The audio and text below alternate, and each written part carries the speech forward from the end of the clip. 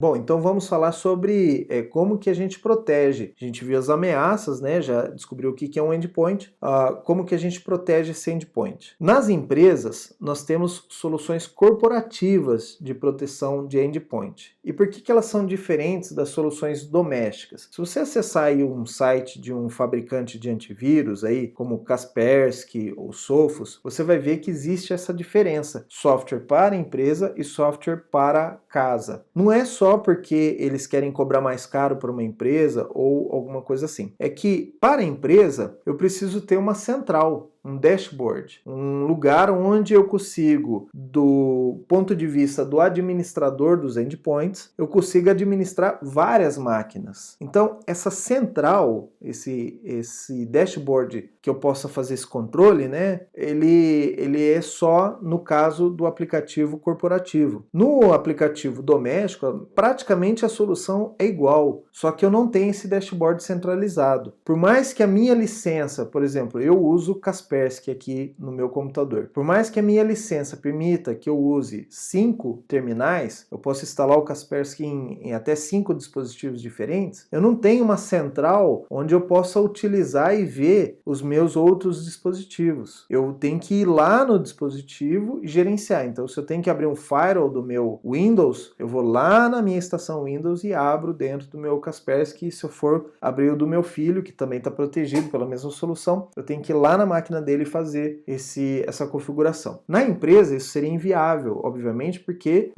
eu tenho diversas máquinas e às vezes as máquinas não estão na mesma cidade. Então, se eu sou gerente de Endpoint Security de um banco, eu tenho agências no Brasil inteiro, em alguns casos globais, né?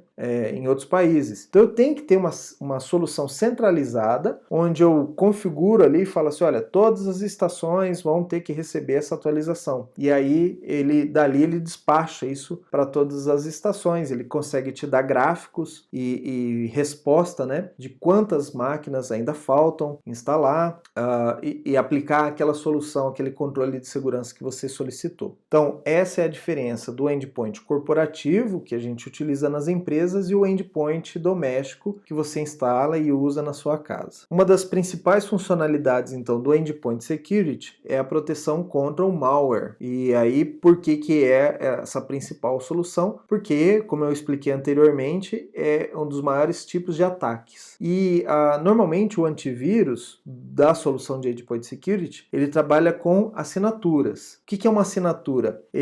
Cada vírus ele tem uma característica, um pedaço de código ou um comportamento. E isso as empresas, a Kaspersky, Sophos e outras, a AVG, ela fica sabendo desses vírus, né, desses malwares, eles conseguem identificar essa característica, esse padrão dentro do malware, que nós chamamos de assinatura, e eles atualizam a base de assinaturas. Por isso que a gente tem aí um antivírus no mercado, que ele fala assim, as suas definições de vírus foram atualizadas. E aí existem vários memes com essa frase, né? Mas o que ele estava avisando? A base de assinaturas que está no seu computador aí, no seu endpoint, ela foi atualizada com o que eu tenho aqui no meu servidor, que está distribuindo isso para mim. Então, conforme eu vou atualizando essa base de assinaturas, vou ampliando o número de vírus ou os tipos de vírus, malwares que eu consigo identificar, ele de tempos em tempos ele tem que atualizar. Então por isso que nós temos em casa que atualizar o nosso antivírus, manter o nosso antivírus atualizado por conta dessa base de assinaturas. Se ele não sabe que aquele tipo de programa é um vírus, ele não consegue identificar, ele vai deixar executar. Então ele só consegue bloquear